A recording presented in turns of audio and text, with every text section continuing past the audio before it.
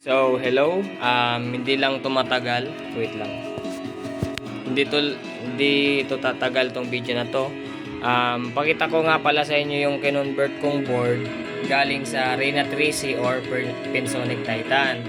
Nilipat ko dito sa Reyna 3. Yung style kasi nito, pag trinay mong dinirect yung memory niya, wala. Nag-error, nagme-memory conflict. So, yung ginawa ko, hinanap ko yung isa pang memory, nilipat ko dyan.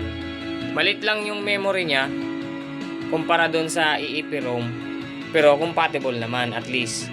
Tapos nagre-read siya. Ayan o. So, ito na.